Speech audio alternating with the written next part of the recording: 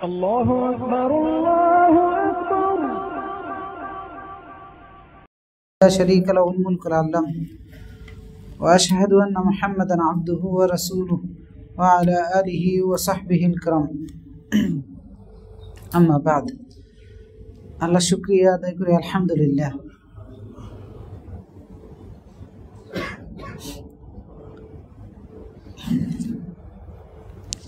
আল্লাহ রাব্বুল আলামিন বলেছেন লাইন শাকারতুম লাযিদান্নাকুম মান শাকারা ফাইন্নামা ইয়াশকুরু লিনাফসি। যে কৃতজ্ঞতা আদায় করে সে তার নিজের জন্যই করে।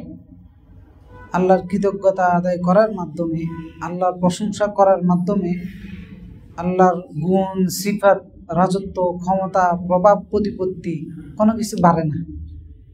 যেমনটা আগে ছিল, আমি গুণগান গাওয়ার আগে তেমনটাই আগের মতোই থাকে।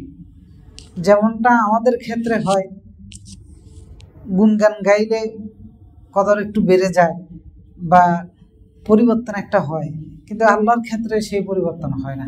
এই জন্য আমাদের গুণগান, আল্লাহর গুণগান গাওয়ার মধ্যে আল্লাহর কিছু যায় আসে না। লাভ যেটা হয় সেটা আমাদের হয়। এই জন্য আল্লাহ বলেছেন মান শাকারা ফাইন্নামা ইয়াশকুরু লিনাফসি। যে কৃতজ্ঞতা আদায় করে, শুকরিয়া করে, সে তার নিজের জন্যই করে।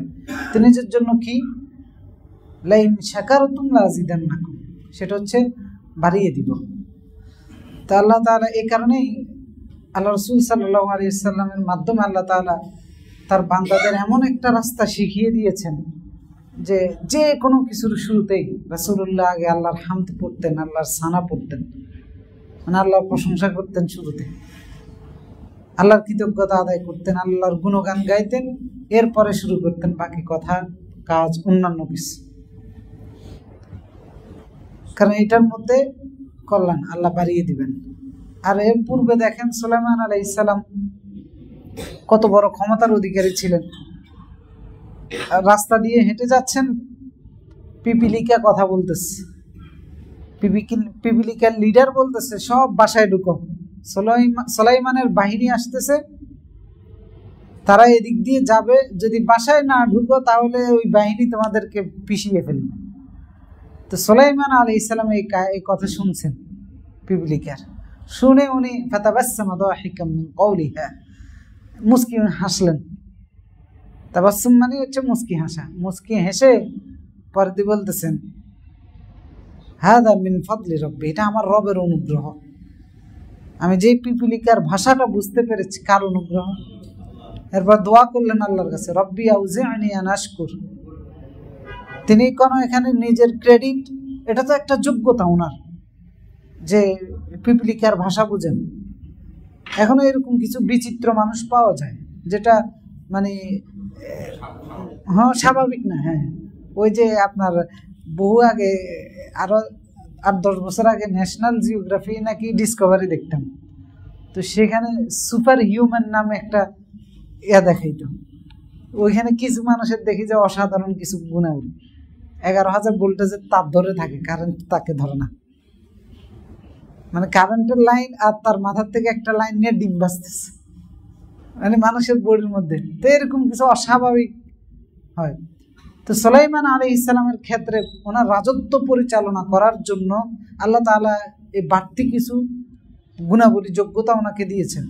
তো এগুলোর জন্য উনি বলতেন না যে এটা আমার যোগ্যতা বলে, এটা আমার অধিকার, আমি এই কারণে পেয়েছি। বলতেন হাযা মিন ফাদলি রব্বি, আমার রবের অনুগ্রহ।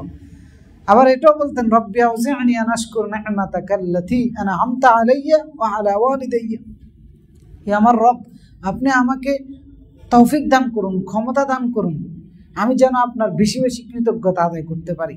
যে অনুগ্রহ আমার উপরে করেছেন, যে অনুগ্রহ আমার বাবা দাউদ আলাইহিস সালামের উপরে করেছেন, ওয়া আলা ওয়ালিদাইয়া ওয়া না'মালা সালিহা, এবং আমাকে নেক আমল করার তৌফিক দান করেন। তারদা, যে নেক আমলের বিনিময়ে আপনি খুশি হয়ে যাবেন। ওয়া আদখিলনি বিরাহমাতিক, আমাকে আপনার রহমতের চাদরে ঢুকিয়ে নেন। ফি ইবাদিকাস সালিহিন, আপনার সালেহিন বান্দা যারা আছে তাদের অন্তর্ভুক্ত করে দেন। তো দেখেন নেক আমল উনি করতেছে, আল্লাহর কাছে আরো তৌফিক চাইতেছে যে আরো বেশি করেন। এটা বিনয়ের মানে সর্বোচ্চ নমুনা উপস্থাপন করা হয়। কেউ যখন আল্লাহর অনুগ্রহ পাওয়ার পরে আল্লাহর কৃতজ্ঞতা আদায় করে। তো এই জন্য আল্লাহর কৃতজ্ঞতা আদায় করা, নেক আমল করতেছি, এটা আল্লাহ তো অবশ্যই খুশি হবে, আর আমার কৃতজ্ঞতার মাধ্যমে আল্লাহ আরো বেশি খুশি হবে। আমার কৃতজ্ঞতার মাধ্যমে নেক আমল করার তৌফিক যোগ্যতা আল্লাহ আরো বাড়িয়ে দিবে। তো এই জন্যই এই যে তাফসিরের জন্য, আল্লাহর কোরআন শোনার জন্য কিছুক্ষণ বসেছি, এটা অবশ্যই নেক আমল, অবশ্যই এই কাজের কারণে আল্লাহ খুশি হবেন। তো এই কাজটা আরো বেশি বেশি যেন করতে পারি, আল্লাহ আমাদেরকে সেই তৌফিক দান করুন। এবং এই কারণে আল্লাহর কৃতজ্ঞতা আদায় করা, যাতে করে আল্লাহ আরো তৌফিক দান করেন। তো আমাদের তাফসির সূরা আনআমের আজকে ৮ম পর্ব,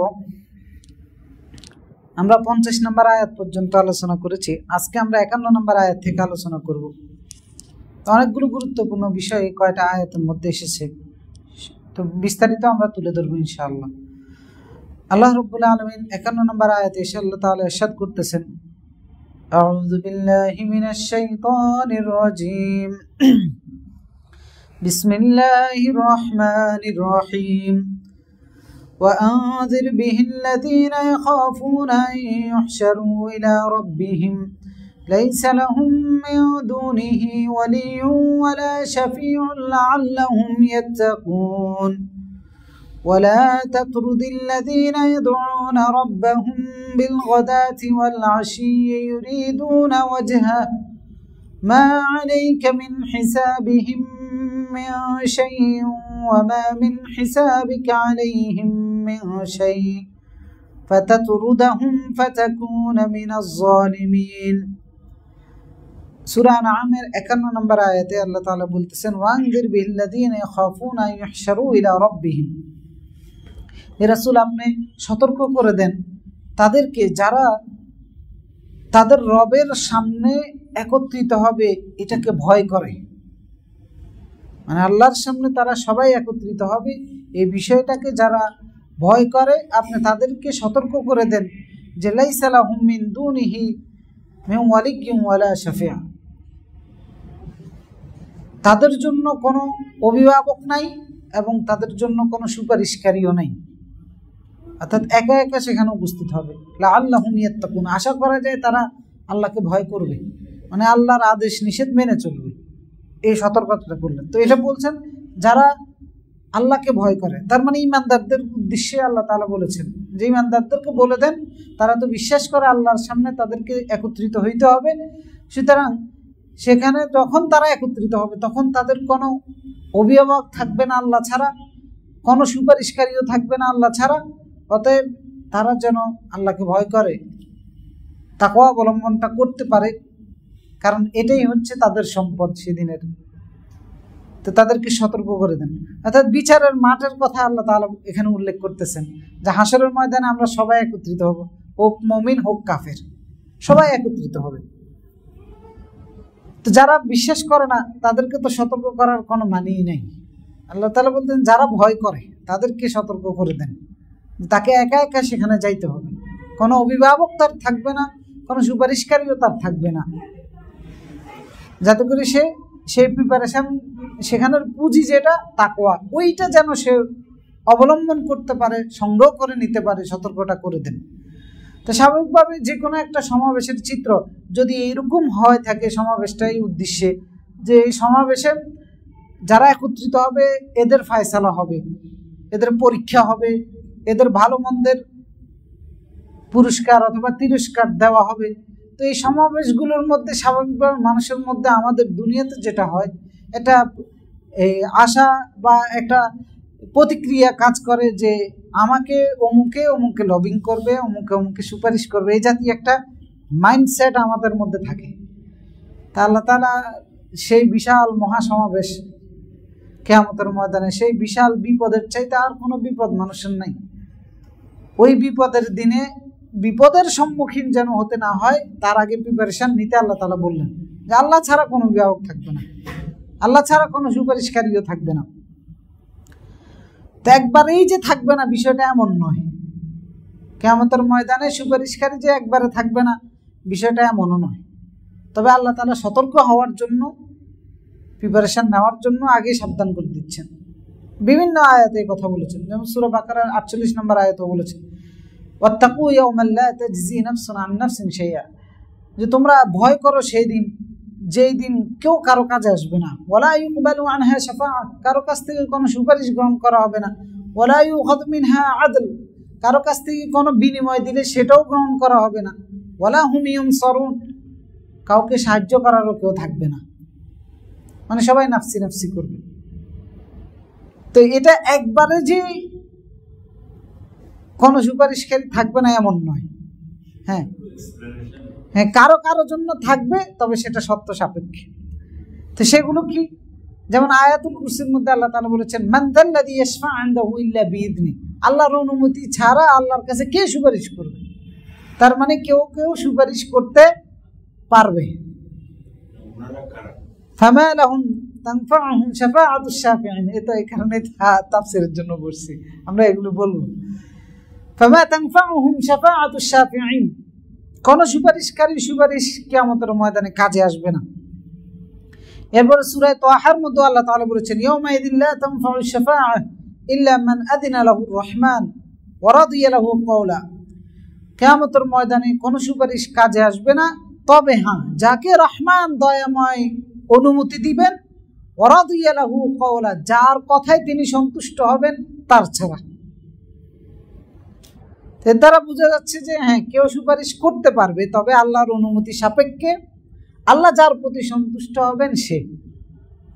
এরপর সূরা নাবার কথার মধ্যে একই কথা বলেছেন যে ইয়াউমা ইয়াকুমুর রূহ ওয়াল মালায়েকা, জিবরিল এবং ফেরেশতা যারা আছে তারা সফা কাতার বন্দী হয়ে কিয়ামতের ময়দানে দাঁড়াবে, লা ইয়াতাকাল্লামুন, কেউ কথা বলবে না, মানে গোটা সৃষ্টি জগৎ এক ময়দানে হাজির, গোটা সৃষ্টি জগৎ, আসমানের বাসিন্দা জমিনের বাসিন্দা, আদম থেকে শুরু করে কিয়ামত পর্যন্ত সমস্ত মানুষ, সমস্ত জিন এবং সমস্ত জন্তু জানোয়ার আরো যত মাখলুক আছে এবং আসমান জমিনের সমস্ত ফেরেশতা সেখানে হাজির, কিন্তু কারো কোনো আওয়াজ নেই,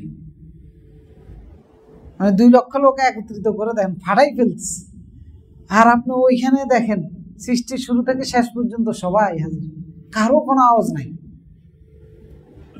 সবাই কাতার বন্দী হয়ে দাঁড়িয়ে আছে। ইল্লা মান আযিনা লাহুর রহমান, আল্লাহ যাকে পারমিশন দিবেন তার আওয়াজ বের হবে, ওয়া ক্বালা সাওয়াবা, এবং সে সত্য কথাটাই বলবে, সঠিক কথাটাই বলবে। তো এটা এই জন্য দুনিয়াতে এমন ভাবে চলা যাতে করে কিয়ামতের ময়দানে এই মুসিবতে পড়তে না হয়, সাহায্যকারী এবং সুপারিশকারী যেন আমরা পাই। তো সে সাহায্যকারী, সে সুপারিশ কে করবে বা কার জন্য করবে? আল্লাহ রাব্বুল আলামিন এক নম্বরে হচ্ছে সুপারিশ করবেন আল্লাহ নিজে, যেতে এই আয়াতে আল্লাহ তাআলা বলেছেন সতর্ক করুন সেই দিনের ব্যাপারে যেদিন তারা আল্লাহর কাছে একত্রিত হবে, লাইসা লাহুম মিন দুনিহি ওয়ালিয়্যুন ওয়ালা শাফি, আল্লাহ ছাড়া তাদের কোনো অভিভাবক থাকবে না এবং কোনো সুপারিশকারীও থাকবে না। তার মানে আল্লাহ অভিভাবক হিসেবে থাকবেন কারো, আল্লাহ সুপারিশকারী হিসেবে থাকবেন কারো, কারণ আল্লাহ হচ্ছেন উত্তম অভিভাবক, আল্লাহ হচ্ছেন উত্তম সাহায্যকারী। যেমন সূরা নিসায় আল্লাহ তাআলা 173 নম্বর আয়াতে বলেছেন فَأَمَّا الَّذِينَ آمَنُوا وَعَمِلُوا الصَّالِحَاتِ فَيُوَفِّيهِمْ أُجُورَهُمْ وَيَزِيدُهُم مِّن فَضْلِهِ, আল্লাহ যারা ঈমান এনেছে, যারা নেক আমল করবে, তিনি তাদের বিনিময়টা পরিপূর্ণরূপে দিবেন এবং আরো বাড়িয়ে দিবেন। وَأَمَّا الَّذِينَ اسْتَنكَفُوا وَاسْتَكْبَرُوا, আর যারা অহংকার করেছে, সীমা লঙ্ঘন করেছে, فَيُعَذِّبُهُمْ عَذَابًا أَلِيمًا, যন্ত্রণাদায়ক শাস্তি তাদেরকে দিবেন। ওয়ালা ইয়াজিদুনা লাহুম মিন দুনিল্লাহি ওয়ালিয়্যান ওয়ালা নাসীরা, আল্লাহকে ছাড়া অন্য কাউকে তারা অভিভাবক হিসেবে পাবে না, সাহায্যকারীও পাবে না। এর দ্বারা বোঝা যাচ্ছে যে সুপারিশকারী, সাহায্যকারী, অভিভাবক হিসেবে কিয়ামতের ময়দানে আল্লাহ থাকবেন। তা সেই আল্লাহকে যেন আমরা পেতে পারি ওটা ধরতে হবে। তো ওটা হচ্ছে আল্লাহ বলেছেন তিনি যার প্রতি সন্তুষ্ট হবেন, তার মানে আল্লাহর সন্তুষ্টি অর্জন করতে হবে। এরপরে রাসূলুল্লাহ সাল্লাল্লাহু আলাইহি ওয়াসাল্লাম কিয়ামতের ময়দানে সুপারিশ করবেন। প্রথম হচ্ছে হাসরের ময়দানে যারা একত্রিত হবে সবার জন্য তিনি সুপারিশ করবেন, এরপর তার উম্মতদের জন্য সুপারিশ করবেন। আল্লাহ রাসূল সাল্লাল্লাহু আলাইহি ওয়াসাল্লাম বলেছেন সহিহ আবু দাউদের মধ্যে যে শাফাআতি লি আহলিল কাবাইর মিন উম্মতি, আমার উম্মতের কবিরা গুনাহকারী যারা আছে এদের জন্য আমার সুপারিশ হবে কিয়ামতের ময়দানে। তার মানে রাসূলুল্লাহ সুপারিশ করবেন। এখন রাসূলুল্লাহ সুপারিশ করবেন, কবিরা গুনাহ করে ফেলেছে ওনার উম্মত, এরকম উম্মতদের জন্য। তার দ্বারা বোঝা যাচ্ছে কিন্তু এদের ঈমান ঠিক আছে, ঈমান ঠিক রাখতে হবে। রাসূলুল্লাহ কারণ রাসূলুল্লাহ আরেক হাদিসের মধ্যে বলেছেন আসআদুন নাস বিশাফাআতি ইয়াউমাল কিয়ামা, আমার সুপারিশ দ্বারা ধন্য হবে কিয়ামতের দিন যে ব্যক্তি মান ক্বালা লা ইলাহা ইল্লাল্লাহ, যে বলেছে লা ইলাহা ইল্লাল্লাহ স্বীকৃতি যে দিয়েছে। তার মানে ঈমান ঠিক রাখতে হবে। তো ঈমান ঠিক রাখতে পারলে কিয়ামতের ময়দানে কবিরা গুনাহকারী হলেও আল্লাহ রাসূলের সুপারিশ পাওয়ার সম্ভাবনা আছে। এরপর অন্যান্য নবীগণ সুপারিশ করবেন তাদের উম্মতদের জন্য। এরপরে ফেরেশতারা সুপারিশ করবে, কারণ আল্লাহ রাব্বুল আলামিন সূরা নাজমের মধ্যে বলেছে কাম মিন মালাকিন ফিস সামাওয়াতি ওয়াল আরদ লা তুগনি শাফাআতুহুম শাইআন ইল্লা বিইذনিল্লাহ। কত ফেরেশতা আছে, মানে সংখ্যা কত বেশি, আসমানে আছে জমিনে আছে, কিন্তু কারো কোনো সুপারিশ কাজে আসবে না ইল্লা মিন বা'দি আন ইয়াযানাল্লাহু লিমান ইয়াশা ওয়া ইয়ারদা। হ্যাঁ, তবে কাজে আসবে যাকে আল্লাহ অনুমতি দিবেন এবং আল্লাহ যার ক্ষেত্রে চাইবেন, যার প্রতি আল্লাহ সন্তুষ্ট হবেন। তার মানে ফেরেশতাদের কেউ সুপারিশ করার সুযোগ আছে। এবার একটা আবু সাঈদ আল খুদরি রাদিয়াল্লাহু তাআলা থেকে বর্ণিত হাদিসের মধ্যে রাসূলুল্লাহ সেখানে বলেছেন যে আল্লাহ তাআলা পারমিশন দিবেন, শাফাআতুল মালায়েকা, পারমিশন দেওয়ার পরে ফেরেশতাদের মধ্যে থেকে সুপারিশ করবে মানুষের জন্য। ওয়া শাফাআন নাবিয়্যুন, নবীরা সুপারিশ করবে। ওয়া শাফাআল মুমিনুন, নেককার মুমিনরাও সুপারিশ করবে। এরপরে শহীদদের কথা এসেছে যে শহীদরা সুপারিশ করতে পারবে। ইয়াশফাউল শাহীদ ফি ৭০ মিন আহলি বাইতিহি, তার পরিবারের সদস্যদের ৭০ জনের জন্য একজন শহীদ সুপারিশ করতে পারবে। এরপরে আল্লাহর নেককার বান্দাগণ সুপারিশ করতে পারবে। এরপরে আমরা যে নেক আমলগুলো করি এই নেক আমলগুলো আমলকারীর জন্য সুপারিশ করবে। যেমন নামাজের কথা বলা হয়েছে, যে নামাজ পড়বে নামাজ তার জন্য সুপারিশ করবে। রমাদানের সিয়ামের কথা বলা হয়েছে, কোরআন তেলাওয়াতের কথা বলা হয়েছে, এগুলো কিয়ামতের ময়দানে সুপারিশ করবে আমলকারীর জন্য। তো এখন এগুলো সুপারিশ করবে কার জন্য? সেক্ষেত্রে ৩টা শর্ত। ১ নম্বর শর্ত হচ্ছে যে আল্লাহর পারমিশন থাকতে হবে। আল্লাহর পারমিশন ছাড়া কেউ সুপারিশ করতে পারবে না, কারণ আল্লাহ তাআলা মান যাল্লাযী ইয়াশফা'ু ইনদাহু ইল্লা বিইذনিহি, আল্লাহর পারমিশন ছাড়া কে সুপারিশ করবে, কার এত সাহস আছে? এরপরে ২ নম্বর হচ্ছে যেটা সূরা যুখরাফের মধ্যে বলেছেন ওয়ালা ইয়ামলিকুনা শাফা'a মিন দুনিহি ওয়ালা ইয়ামলিকুল্লাযীনা ইয়াদউনা মিন দুনিহি শাফা'a ইল্লা মান শাহিদা বিল হক, যে সত্যের সাক্ষী দেয় সে ছাড়া আর কেউ সুপারিশ করতে পারবে না। তো তার মানে সুপারিশকারীও ইমানদার হইতে হবে, সত্যের সাক্ষী দেওয়া মানে হচ্ছে লা ইলাহা ইল্লাল্লাহ মেনে নাও। আবার যার জন্য সুপারিশ করবে তাকেও ইমানদার হইতে হবে। তো তার মানে ২ নম্বর শর্ত হচ্ছে যার ইমান ঠিক নাই, খালি পিসাবের মুড়ি হয়ে গেলে পিসাবে সুপারিশ করে ফেলবে এরকম না, নবী সুপারিশ করে ফেলবে। মাজার পূজারীগুলো এটা নিয়ে ইমানের খবর নাই, কিন্তু নবী সুপারিশের জন্য বলে এরা প্রস্তুত, মানে নবী তাদের জন্য সুপারিশ করবে। এই আয়াত থেকে বোঝা যাচ্ছে যে সূরা যুখরাফের ৮৬ নম্বর আয়াত থেকে যে সুপারিশকারীও ইমানদার হইতে হবে, যার জন্য সুপারিশ করবে তারও ইমানদার থাকতে হবে। ১ হচ্ছে আল্লাহর পারমিশন, ২ হচ্ছে ইমান ঠিক রাখা, ৩ হচ্ছে আল্লাহর সন্তুষ্টি। আমি সুপারিশ করব, আমি আল্লাহর সন্তুষ্টি পাওয়ার মতো যোগ্যতা অর্জন করতে হবে। যার জন্য করব সেও আল্লাহর সন্তুষ্টি পাওয়ার যোগ্যতা অর্জন করতে হবে, কারণ আল্লাহ তাআলা বলেছেন কেউ সুপারিশ করতে পারবে না আল্লাহর সন্তুষ্টি ছাড়া। তো সুতরাং এগুলো হচ্ছে সত্য। তো তার মানে যেটা কাজে আসবে সেটা হচ্ছে আমার ইমান, আমার আমল। আমার ইমান আর আমার আমল যদি ঠিক থাকে, ত্রুটি বিচ্ছুতি যাই থাকুক, কোনো না কোনো একটা উসিলাই কিয়ামতের ময়দানে পার পাওয়ার সুযোগ আছে। হ্যাঁ, সেই প্রিপারেশন নেওয়ার জন্যই আল্লাহ তাআলা এই আয়াতে নির্দেশ দিয়েছেন ইমানদারদের, সতর্ক করে দেন সবাই একত্রিত হবে, তার আগে প্রিপারেশনটা তারা নিয়ে রাখো। এর দ্বারা বোঝা যাচ্ছে যে আল্লাহর সন্তুষ্টি অর্জন করাটা হচ্ছে আমাদের জন্য জরুরি। ইমান এবং আমলের মাধ্যমে আল্লাহর সন্তুষ্টি অর্জন করলে ইনশাআল্লাহ কোনো একটা উসিলা দিয়ে আল্লাহ তাআলা আমাদেরকে নাজাত দিবেন। সেই উসিলার মধ্যে একটা উসিলা হচ্ছে সুপারিশ। এখন সেটা নবীর সুপারিশ হতে পারে, আমার আমলের সুপারিশ হতে পারে, কোরআনের সুপারিশ হতে পারে, নামাজের সুপারিশ হতে পারে, সিয়ামের সুপারিশ হতে পারে, আবার অথবা কোনো নেককার আল্লাহর বান্দার সুপারিশ হতে পারে। তার মানে হচ্ছে আল্লাহ তাআলা এই কারণে কোরআন ইয়া আইয়ুহাল্লাযীনা আমানু তাকুল্লাহ, আল্লাহকে ভয় করো, ওয়াবতাগু ইলাইহিল ওয়াসিলা, একটা উসিলা খোঁজো। মানে নাজাত পাওয়ার জন্য অনেকগুলো মাধ্যম আল্লাহ তাআলা রাস্তা তৈরি করেছেন, যে কোনো একটা রাস্তা আঁকড়ে ধরো হাতের নাগালে, যখন যেটা পাও যেন সেই রাস্তা দিয়ে আল্লাহর কাছে সন্তুষ্টি অর্জন করে জান্নাতে যেতে পারো। তো এখানে সুপারিশ হচ্ছে ওইরকম একটা উসিলা।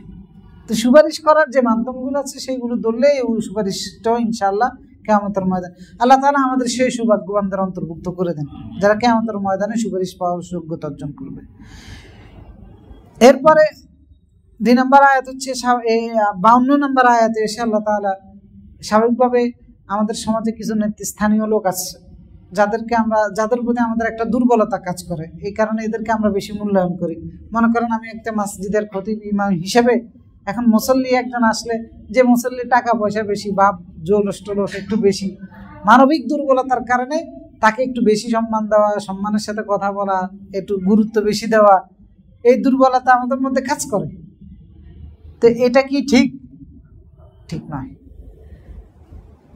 এরপরে এটা সব ক্ষেত্রে হইতে পারে, নেতাদের ক্ষেত্রে হইতে পারে, বড় বড় আলেমদের ক্ষেত্রে হইতে পারে। তো রাসূলুল্লাহর সময়ে যখন ইসলামের দাওয়াত দিয়েছেন, প্রথম ইসলাম যারা কবুল করেছে এরা দুর্বল শ্রেণীর লোক ছিল, সমাজের দাস দাসী এইরকম পর্যায়ের অনেকেই ছিল, যেমন বেলাল রাদিয়াল্লাহু তাআলা আনহু, আম্মার, ইয়াসার, এরা দাস দাসী হিসেবে কাজ করতেন। তো এরা রাসূলুল্লাহর দরবারে যেতেন, এইগুলো কাফেরদের সহ্য হতো না। তো রাসূলুল্লাহ স্বাভাবিকভাবে মনে মনে আকাঙ্ক্ষা করতেন নেতৃস্থানীয় লোক যারা আছে, প্রভাবশালী যারা আছে, এরা ইসলামের মধ্যে আসুক। এই কারণে মানে ওনার ভিতরে এটা কাজ করতো যে ওদেরকে প্রাধান্য দেওয়ার ক্ষেত্রে ওরা আপত্তি জানাইতো। তা আল্লাহ তাআলা এই কারণেই আয়াতটা নাযিল করেছেন, 52 নম্বর আয়াত, ওয়ালা তাতরুদিল্লাযীনা ইয়াদউনা রাব্বাহুম বিলগাদাতি ওয়াল আশি ইউরিদুনা ওয়াজহা মা আলাইকা মিন হিসাবিহিম মিন শাইইন ওয়া মা মিন হিসাবিকা আলাইহিম মিন শাইইন ফাতাতরুদাহুম ফাতাকুনা মিনাজ যালিমিন। ওয়ালা তাতরুদিল্লাযীনা ইয়াদউনা রাব্বাহুম বিলগাদাতি ওয়াল আশি ইউরিদুনা ওয়াজহা, যারা আল্লাহর সন্তুষ্টি কামনা করে সকাল সন্ধ্যায় আল্লাহকে ডাকে, তাদের রবকে ডাকে, আপনি তাদেরকে তাড়িয়ে দিয়েন না, দূরে ঠেলে দিয়েন না। মা আলাইকা মিন হিসাবিহিম মিন শাই, তাদের আমলের কোনো হিসাব আপনার কাছে নেওয়া হবে না। ওয়া মা মিন হিসাবিকা আলাইহিম মিন শাই, আপনার কোনো আমলের হিসাব তারাও দিবে না। ফাতাতরুদাহুম ফাতাকুনা মিনাজ যালিমিন, এরপরেও যদি আপনি তাদেরকে তাড়িয়ে দেন আপনি জালেমদের অন্তর্ভুক্ত হয়ে যাবেন, সীমা লঙ্ঘনকারীদের অন্তর্ভুক্ত। মানে দেখেন আল্লাহ তাআলা ঈমানদারের কত সম্মান করেন, কত সম্মান করেন ঈমানদারের, যেটা আমরা সম্মান করতে পারি না। আল্লাহর কাছে সম্মানের মানদণ্ডটা কি? মানে আল্লাহর কাছে সহ্য হয় নাই নিম্ন শ্রেণীর মানুষ হিসেবে আমরা আমাদের মানবিক দুর্বলতার কারণে যে দুর্বলতা আমরা দেখাচ্ছি। যেমন উম্মে মাকতুম রাদিয়াল্লাহু তাআলা অন্ধ সাহাবী ছিলেন, উনি এসে রাসূলকে কি জানি বলতেছেন, আর নেতৃস্থানীয় লোকেরা তো রাসূল একটু ভ্রু কুঁচকাইছে, মানে আমরা এরকম করি না, ঠিক আছে পরে। আল্লাহর এটাও সহ্য হয় নাই। আবাসা ওয়া তাওয়াল্লা আন জাআহুল আ'মা ওয়া মা ইউদরিকা লাআল্লাহু ইয়াযাক্কা, আল্লাহ নিন্দা করে বললেন আপনি ভ্রু কুঁচকাইছেন, হয়তোবা সে যে উপদেশ চাচ্ছে ওই উপদেশটা দিকে সে সংশোধন হতো, নিজেকে আমল করতে পারতো, পবিত্র হইতে পারতো। আর যারা আপনার কথা শুনে না, মনোযোগ দেয় না, পাত্তা দেয় না, ওদের পিছনে দৌড়াচ্ছে, কারণ তারা সমাজের নেতৃস্থানীয় লোক, প্রভাবশালী লোক, টাকা পয়সাওয়ালা লোক। তো একজন দায়ী, তার কাছে সবাই সমান থাকতে হবে। আল্লাহর পথে যে ডাকবে তার কাছে সবাই সমান থাকতে হবে, বরং সে সম্মান দিবে, গুরুত্ব দিবে যারা আল্লাহর আয়াতের কাছে, যারা আল্লাহর ডাকে সাড়া দিয়েছে তাদেরকে তার পাশে বসাবে। সে যত নিম্ন শ্রেণীর হোক তাকে সম্মান দিয়ে রাখতে হবে। মানে কোরআন আমাদেরকে চরিত্র শিখাচ্ছে। তো কাফেরদের এগুলো সহ্য হতো না। উতবা, সাহেবা, আবু জাহেল যারা আছে, যে এটা অতীত থেকেও নূহ আলাইহিস সালামের সময় নূহ আলাইহিস সালামের কাফের গোষ্ঠী নেতারা বলেছিল যে সমাজের নিম্নস্থানীয় লোকেরা ওয়াত্তাবাআকাল আরযালুন, টাকা পয়সা নাই, গরিব মানুষ, এগুলো না তোমার অনুসরণ করে, আমরা কেন তোমার অনুসরণ করি? মানে আর আল্লাহর দেওয়া ধন দৌলত রিজিক এগুলি দিয়ে তারা অহংকারে মত্ত, আর এদেরকে কিন্তু আল্লাহর কাছে এই কারণে আল্লাহ তাআলা বলেছেন ইয়া আইয়ুহান নাস ইন্না খালাকনাকুম মিন যাকারিন ওয়া উনসা ওয়া জাআলনাকুম শুউবান ওয়া ক্বাবাইলা লিতাআরাফু ইন্না আকরামাকুম ইনদাল্লাহ আতকাকুম। আল্লাহর কাছে সবচেয়ে সম্মানিত হচ্ছে যে আল্লাহরে ভয় করে, সে অন্যরা নাই। তো কেমন সম্মানিত দেখেন, রাসূলের মধ্যে এই দুর্বলতা কাজ করছে বা এরকম প্রতিক্রিয়া হতে পারে দেখে আল্লাহ তাআলা কোরআন আয়াত নাযিল করে রাসূলকে বলতেছেন যদি এমনটা হয় আপনার দ্বারা, আপনিও জালিমের অন্তর্ভুক্ত হয়ে যাবেন। ফাতাতরুদাহুম ফাতাকুনা মিনাজ জালিমিন। এরপরে আল্লাহ তাআলা 53 নম্বর আয়াতে বসে বলতেছেন যে وكذلك فتنا بعضهم ببعض ليقولوا هؤلاء من الله عليهم من بيننا أليس الله بأعلم بالشاكرين وكذلك فتنا بعضهم ببعض। আমি এইভাবেই পরীক্ষা করতেছি তাদের একের দ্বারা অন্যকে, লিয়াকুলু আহাউলা, যেন তারা বলে এই লোকগুলো মান্নাল্লাহু আলাইহিম মিন বাইনিনা, যাদের উপর আল্লাহ আমাদের চাইতে বেশি দয়া করেছেন। আলাইসাল্লাহু বিআলামা বিশাকিরিন, আল্লাহ কি তার কৃতজ্ঞকারী বান্দাদের ব্যাপারে অবগত নন? এখানে আল্লাহ তাআলা এই কাফেরগুলোর উদ্দেশ্য করে বলতেছেন, যেগুলো এটা বিরক্ত বোধ করত যে রাসূলের সাথে আম্মার, ইয়াসার, বেলাল এরকম নিম্ন শ্রেণীর লোকেরা বসে আছে, আমরা কেন তার দরবারে যাব? আমরা এত সম্মানিত লোক, এদেরকে ইঙ্গিত করে আল্লাহ তাআলা এই আয়াত নাযিল করেছেন। বললেন যে এদের একে কেউ অন্যকে আমি ফিতনা স্বরূপ বানিয়েছি, মানে পরীক্ষা স্বরূপ বানিয়েছি। লিয়াকুলু হাউলা, যার কারণে এই কাফেরগুলো বলতেছে, এই নিম্ন শ্রেণীর লোকগুলো যাদের উপরে হেয় করে ঠাট্টা করে বলতেছে যে আল্লাহ কাউকে সম্মানিত করার জন্য লোক পায় নাই, এই নিম্ন শ্রেণীর লোকগুলোরে আমাদের উপরে সম্মানিত করেছেন। মানে কেমন আল্লাহ, কেমন তার ইনসাফ, মানে আল্লাহর ফয়সালার উপরে তারা সন্তুষ্ট নয়। মানে রাসূল এদেরকে সম্মান দিচ্ছেন, আল্লাহ এদেরকে সম্মান দিচ্ছেন, তো তোমার আল্লাহ কিরকম? সমাজের আর কারোর পায় নাই সম্মান দেওয়ার জন্য, ঠাট্টা করে বিদ্রুপ করে। তা আল্লাহ বলতেছেন আমি একজনকে আরেকজনের জন্য ফিতনা স্বরূপ বানিয়েছি। মানে কাফেরগুলোর জন্য ফিতনা স্বরূপ হচ্ছে বেলাল, এই নেতাদের জন্য ফিতনা স্বরূপ হচ্ছে আম্মার, ইয়াসার, বেলাল রাদিয়াল্লাহু তাআলা। এরা বিনয়ী, আর কাফেররা তাদের অহংকারের মাধ্যমে তারা শেষ পরীক্ষায় ফেল।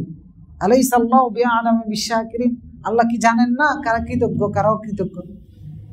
আল্লাহ তাআলা প্রমাণ করে দিয়েছেন কারা কৃতজ্ঞ কারা অকৃতজ্ঞ। অর্থাৎ এই সমাজের মধ্যে আমরা এরকম ব্যবধানটা আমাদের মধ্যে আছে, এই দুর্বলতা আমাদের মধ্যে আছে। আমাদের মধ্যে কেউ গরিব আছে, কেউ বড় লোক আছে, কে করেছেন? আল্লাহ করেছেন। কেউ কাউকে রাজা বানিয়েছেন, কাউকে প্রজা বানিয়েছেন, কাউকে কর্মচারী বানিয়েছেন, কাউকে মালিক বানিয়েছেন, আবার কাউকে প্রভাবশালী বানিয়েছেন, কাউকে দুর্বল শ্রেণীর মানুষ বানিয়েছেন। এগুলো কে করেছেন? আল্লাহ করেছেন।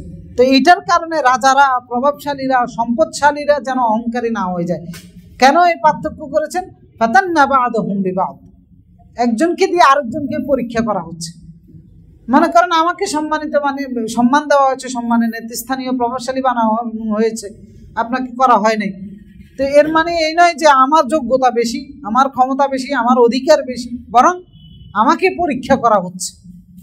আর আপনাকে দুর্বল করে রেখে আপনাকেও পরীক্ষা করা হচ্ছে। আপনি সেই দুর্বলতার মধ্যে থেকে যখন আল্লাহর কৃতজ্ঞতা আদায় করবেন, পাস। আর আমি এই সম্মানের ভিতরে থেকে, ধনদৌলতের ভিতরে থেকে, প্রভাব প্রতিপত্তিশালীর ভিতরে থেকে যখন আল্লাহর কাছে বিনয় প্রকাশ করব, তখন আমি পাস। আর যখন আমি অহংকারী হয়ে যাব, তখন আমি ফেল। এই কারণে সূরা ফুরকানের 20 নম্বর আয়াতে বলেছে ওয়াজআলনা বা'দাকুম লিবা'দিন ফিতনা, আমি তোমাদের একজনকে আরেকজনের জন্য ফিতনা স্বরূপ বানিয়েছি।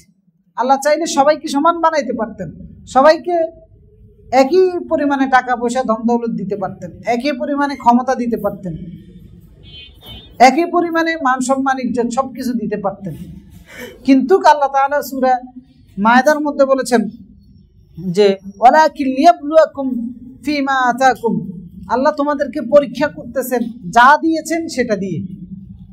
ফাস্তাবিকুল খায়রাত, অতএব তোমরা কল্যাণের ক্ষেত্রে এগিয়ে যাও। তো এই ব্যবধান আল্লাহ তাআলা করেছেন। তো কাফেররা এই ব্যবধানের কারণে তারা বুঝাতে চাচ্ছে যে আমরা এরকম সম্মানিত লোক। সূরা যুখরাফের মধ্যে আল্লাহ তাআলা তাদের নিন্দা করে বলেছেন আহুম ইয়াকসিমুনা রাহমাত রাব্বিক, সম্মান, ক্ষমতা, প্রভাব, প্রতিপত্তি, ধন দৌলত এগুলো আল্লাহর অনুগ্রহ কিনা? আল্লাহর অনুগ্রহ। তা আল্লাহ তাআলা বলতে আহুম ইয়াকসিমুনা রাহমাত রাব্বিক, তারা কি আমার রহমতের বন্টনকারী? এগুলো কে বন্টন করেছেন? আল্লাহ বন্টন করেছেন। আপনি কারখানার মালিক, আপনার কাছে শ্রমিক আছে। আপনি বাড়ির মালিক, আপনার কাছে দারোয়ান আছে। তা আপনাকে বাড়ির মালিক বানিয়েছে, এই সম্পদ এই সম্মান কে দিয়েছে? আল্লাহ। আল্লাহ তাআলা বলতে এটা নিয়ে সে বড়াই করতেছে, এটা কি সে বন্টন করেছে? আহুম ইয়াকসিমুন, সে বন্টন করেছে। বন্টন কে করেছে? আল্লাহ। আহুম ইয়াকসিমুনা রাহমাত রাব্বিক, আল্লাহ নাহনু কাসামনা বাইনাহুম, আমি বন্টন করেছি তাদের মধ্যে। মাঈশাতাহুম ফিল হায়াতিদ দুনিয়া, দুনিয়ার জীবনে জীবন ধারণের যে উপকরণ, যেগুলো নিয়ে আমরা গর্ব অহংকারে লিপ্ত হই, আল্লাহ বলতেছে এগুলো আমি বন্টন করেছি। বেশ কম করে আল্লাহই বন্টন করেছেন। কেন করেছেন? ওয়ারাফা'না বা'দাহুম ফাওকা বা'দ, একজনকে আরেকজনের উপর মর্যাদা দিয়েছেন। কেন দিয়েছেন? লিয়াত্তাখিযা বা'দুহুম বা'দান সুখরিয়া, একজন যেন আরেকজনকে দ্বারা উপকৃত হতে পারে। বিষয়টা হচ্ছে আমরা উপকার পাচ্ছি, বিষয়টা অহংকার করার জায়গা নয়। আপনার বাড়ির মালিক, আপনি দারোয়ানকে দিয়ে আপনি উপকার পাচ্ছেন। আপনার কোম্পানির মালিক শ্রমিকদেরকে দিয়ে আপনি উপকার পাচ্ছেন, আর শ্রমিকরা আপনাকে দিয়ে উপকার পাচ্ছে। ব্যবধানটা এই কারণে করা হয়েছে। আরেকটা ব্যবধান করা হয়েছে, পরীক্ষা স্বরূপ করা হয়েছে। এই জন্য সহিহ বুখারীর মধ্যে আবু যর গিফারী রাদিয়াল্লাহু তাআলার একটা ঘটনা আছে। উনি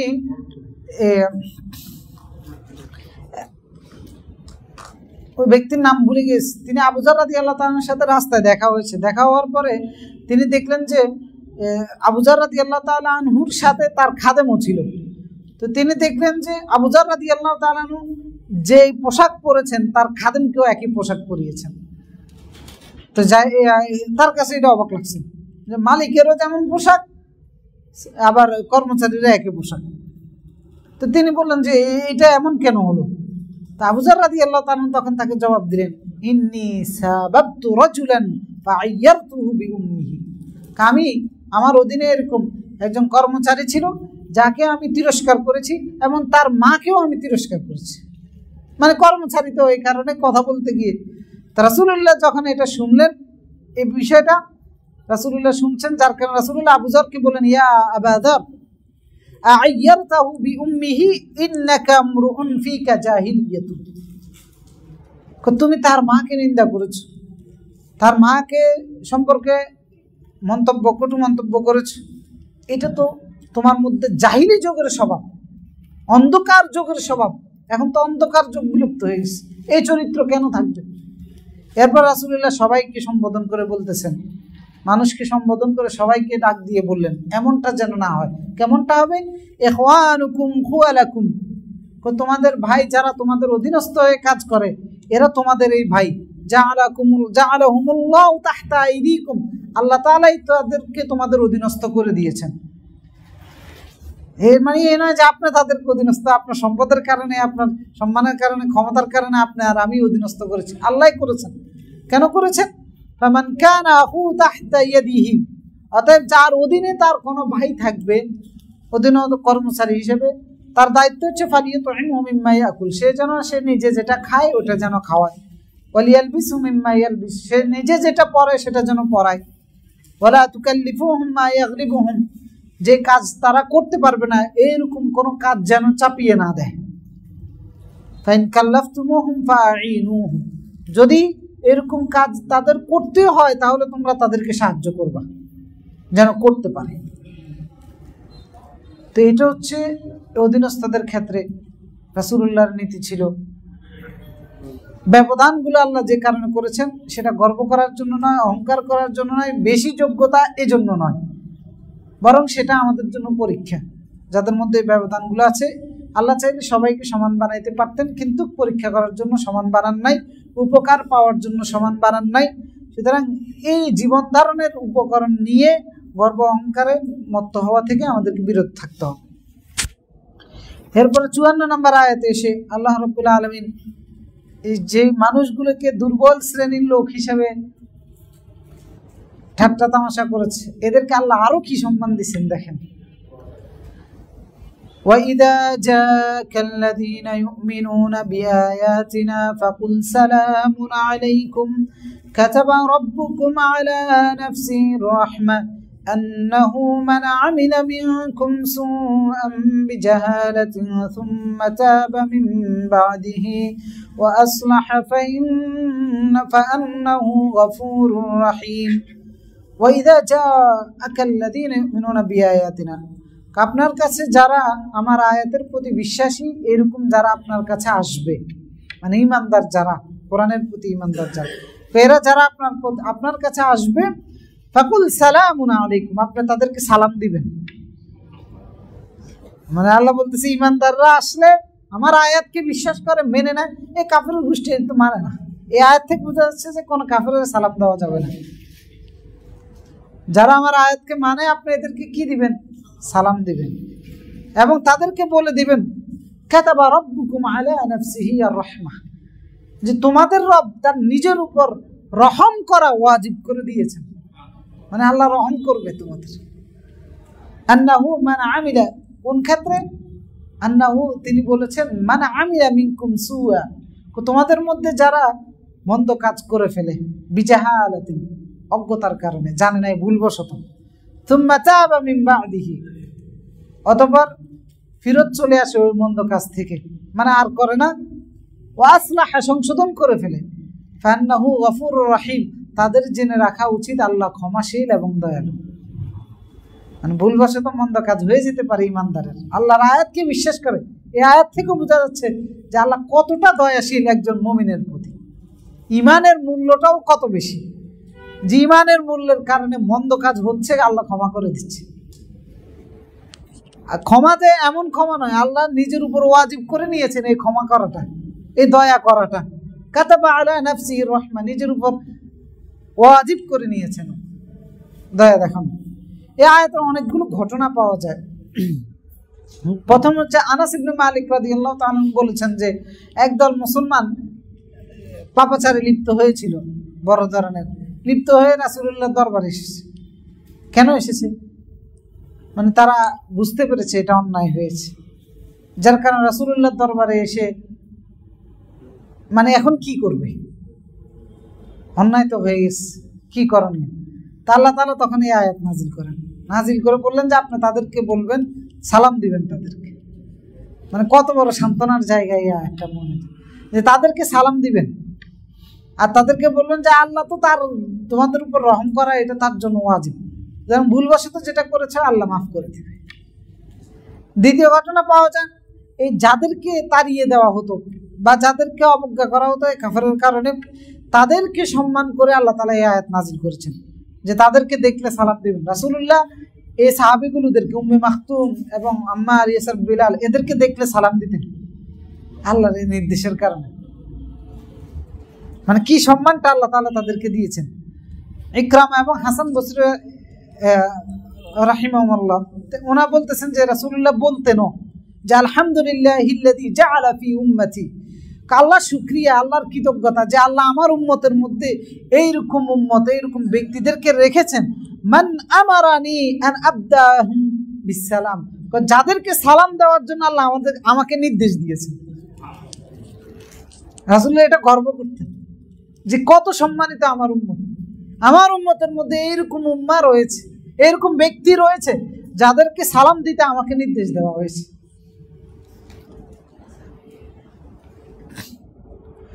তৃতীয়ত, ওমর ইবনুল খাত্তাব রাদিয়াল্লাহু তাআলা একবার রাসূলুল্লাহর দরবারে রাসূলুল্লাহকে পরামর্শ দিয়েছেন গরিবদেরকে একটু দেরি করানোর জন্য, হয়তো সাক্ষাৎ বা কোনো কিছু দেওয়ার ক্ষেত্রে।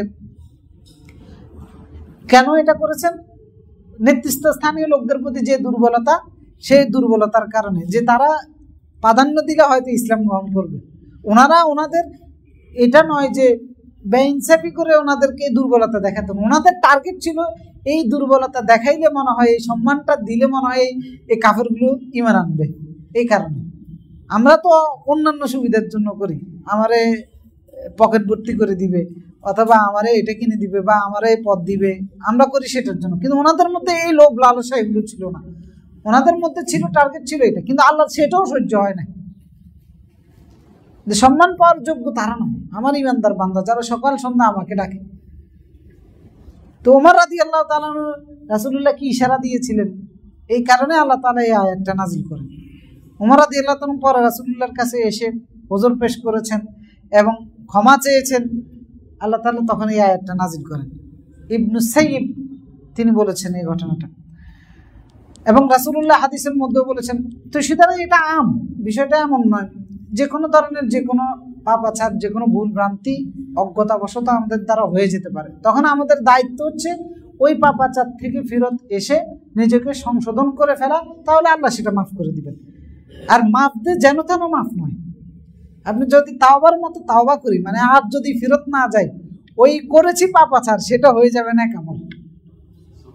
সূরা ফুরকানের মধ্যে বলেছেন আল্লাহ তাআলা, ইল্লা মান তাবা ওয়া আমানা ওয়া আমিলা আমালান সালিহা, যে আল্লাহর কাছে তাওবা করবে, ঈমান আনবে, তাওবা করবে, ফাউলাইকা ইয়াতুবুল্লাহু আলাইহিম, আল্লাহ তাদের তাওবা গ্রহণ করবেন, তাদের কামব্যাকটা আল্লাহ গ্রহণ করবেন।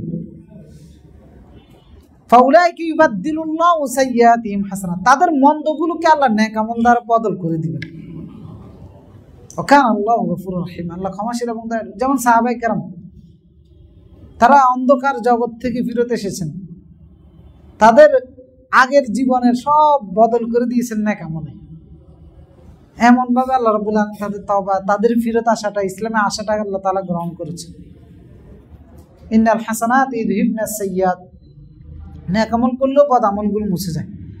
তো এটা আল্লাহ তাআলা কাতাবা আলা নাফসির রাহমা, এই রহম করাটা আল্লাহ তাআলা নিজের দায়িত্ব হিসেবে নিয়েছেন। মুমিনদের প্রতি তিনি এই দায়িত্বটা করবেন, যারা আমার আয়াতকে বিশ্বাস করে। আল্লাহ তাআলা রাসূলকে বলেন, যারা আমার আয়াতকে বিশ্বাস করে, মেনে নেয়, আপনি তাদেরকে সালাম দিন এবং তাদেরকে বলুন আল্লাহ তাদের প্রতি রহম করবে, ভুল ভ্রান্তি যেটা হয়ে যাবে আল্লাহ তাদেরকে ক্ষমা করে দিবে।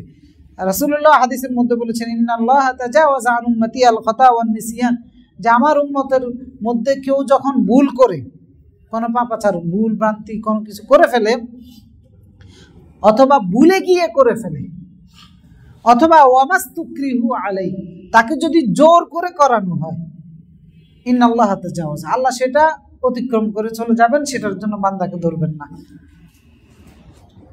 মনে করেন জোর করে কেউ আমাকে দিয়ে চুরি করাইলো, জোর করে আমাকে দিয়ে দুর্নীতি করাইলো, জোর করে আমাকে দিয়ে আরেকজনের উপরে জুলুম করাইলো, তো সেটার জন্য আল্লাহ আমাকে ক্ষমা করে দেবে। অথবা আমি ভুলে করে ফেলেছি, আল্লাহ আমাকে ক্ষমা করে দেবে।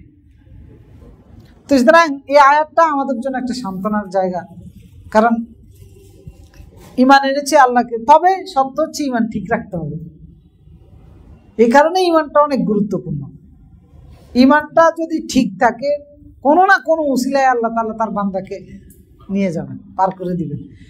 এই কারণে কিয়ামতের ময়দানে এই মুশরিকের গোষ্ঠী যেগুলো আছে, এগুলো বলবে যে আমরা শিরিক করি নাই।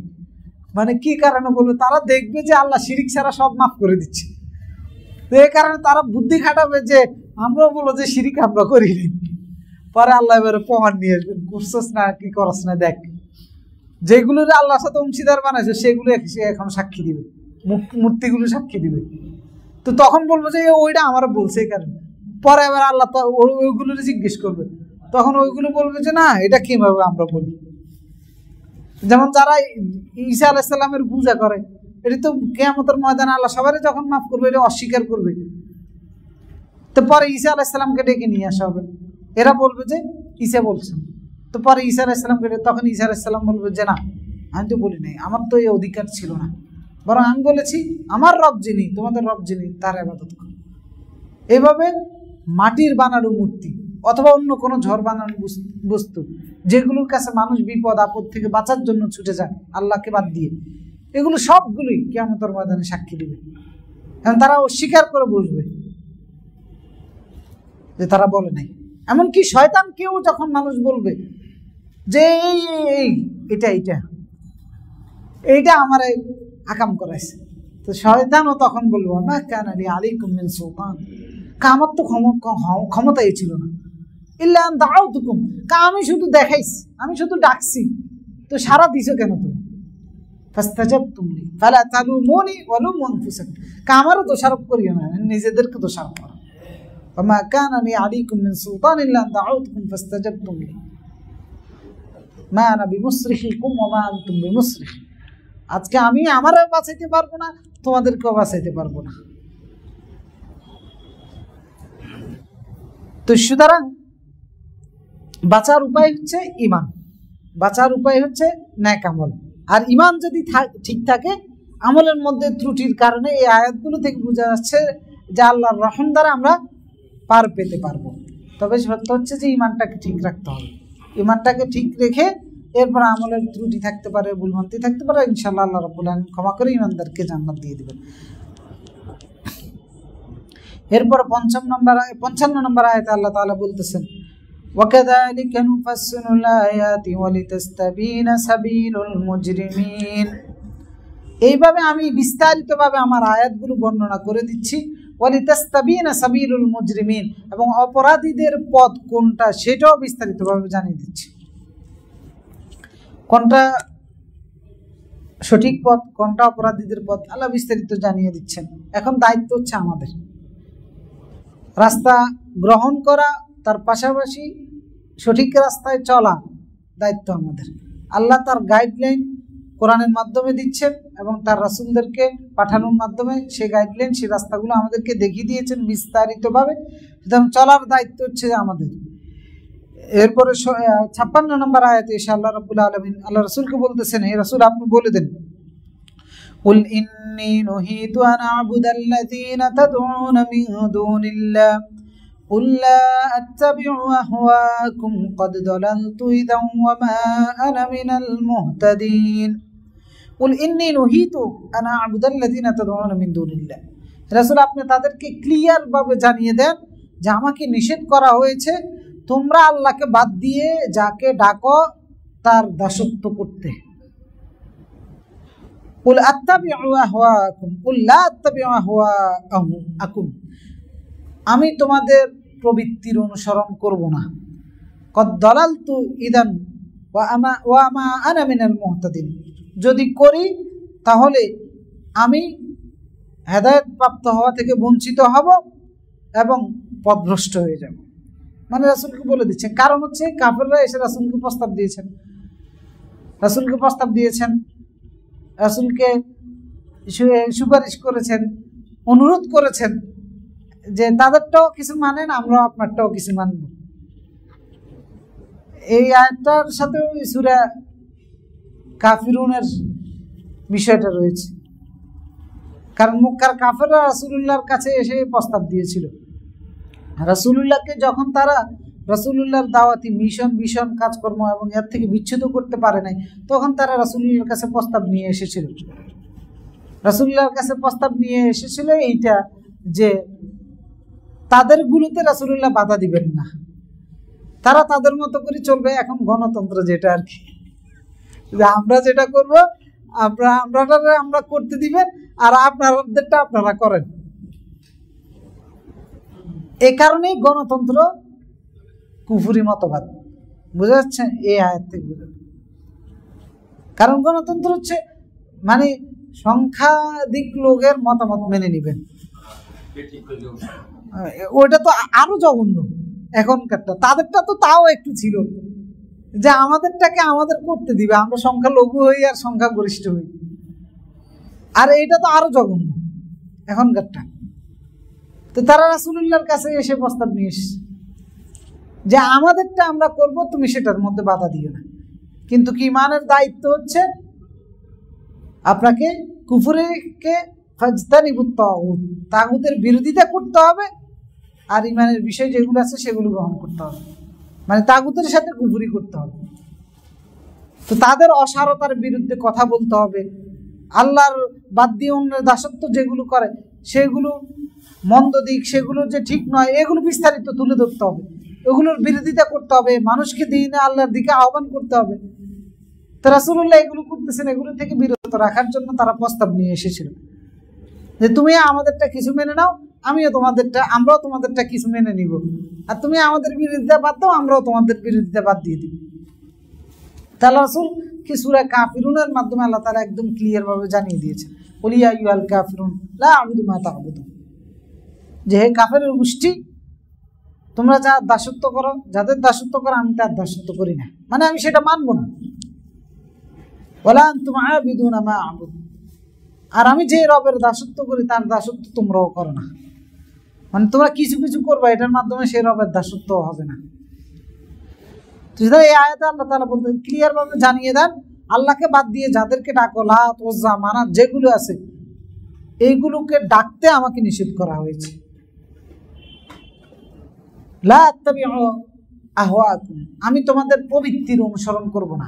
কারণ তোমরা লাত, উজ্জা, মানাত, আল্লাহ বাদ দিয়ে যাদের কাছে তোমরা ধর্ণা দাও, সাহায্য চাও, যাদের দাসত্ব তোমরা করো, এগুলো তোমরা যৌক্তিক অথবা দলিল ভিত্তিক অথবা করার কোনো কারণ আছে এই কারণে কোনো করো না, বরং তোমরা প্রবৃত্তির অনুসরণ করতে গিয়ে করো।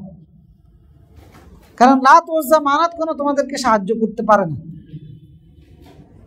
আল্লাহ বাদ দিয়ে কেউ কারো কোনো বিপদ দূর করতে পারে না। তারপরেও যেহেতু তোমরা তাদের কাছে ছুটে যাও, এটাই হচ্ছে তোমাদের প্রবৃত্তির দাসত্ব। এই জন্য মুমিন মুসলিম বাদ দিয়ে বাকি সবাই যে যার পূজাই করুক, এগুলো মূলত হচ্ছে প্রবৃত্তির দাসত্ব করে যাচ্ছে।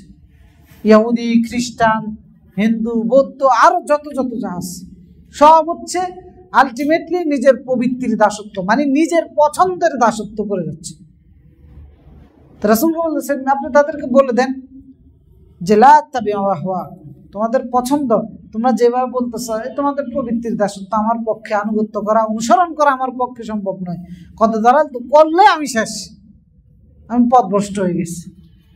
ইদান ওয়া মা আনা মিনাল মুহতাদিন, হেদায়েত থেকে আমি বঞ্চিত হয়ে যাব। কুল ইন্নী আলা বাইয়িনাতিন মির রাব্বি ওয়া কাযাবতুম বি, বরং আমি কিসের উপরে আছি?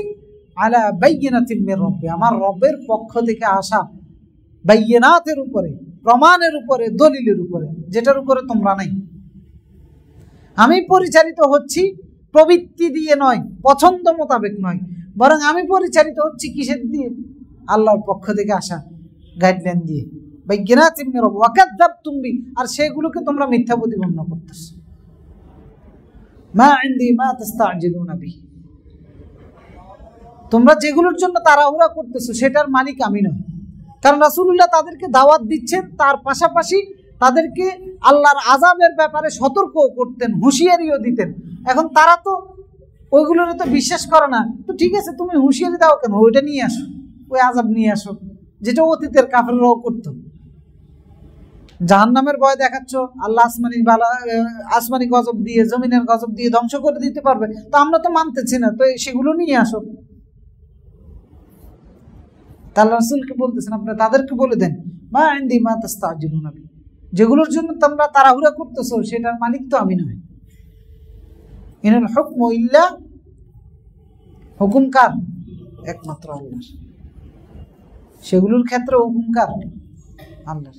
ইয়াকুসুল হক ওয়া হুয়া খায়রুল ফাসিলিন, তিনি হকের ফয়সালা করেছেন এবং তিনি হচ্ছেন সর্বোত্তম ফয়সালাকারী। এই আয়াতটা আমরা আবার আগামী সপ্তাহে আলোচনা করব। অর্থাৎ কত নম্বর? 57 নম্বর আয়াত, যে কুল ইন্নী আলা বাইয়িনাতিন মির রাব্বি ওয়া কাযাবতুম বি। এর রাসূল আপনি তাদেরকে জানিয়ে দেন, আমি যে রাস্তায় চলতেছি এটা আমার রবের পক্ষ থেকে আসা বাইয়িনাতের উপর পরিচালিত হচ্ছে।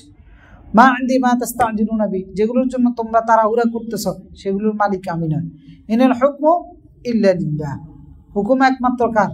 আল্লাহর। সেটা যে কোনো ধরনের হুকুম হোক, আপনার জীবনের সাথে সম্পর্কিত হোক অথবা না হোক, সেটা আমার দৃশ্যমান হোক অথবা আমার অদৃশ্যের হোক, হুকুমের মালিক আল্লাহ। ইয়াকুসুল হক ওয়া হুয়া খায়রুল ফাসিলিন, তিনি সত্য বর্ণনা করেন, ওয়া হুয়া খায়রুল ফাসিলিন, এবং তিনি সর্বোত্তম ফয়সালাকারী। 57 নম্বর আয়াত থেকে ইনশাআল্লাহ আমরা আবার আগামী সপ্তাহে আলোচনা করব। এই আলোচনার উপরে যদি কোনো কোশ্চেন থাকে অথবা অন্য কোনো কোশ্চেন আমরা আজানের পরে ইনশাআল্লাহ সেগুলো নিয়ে আলোচনা করব।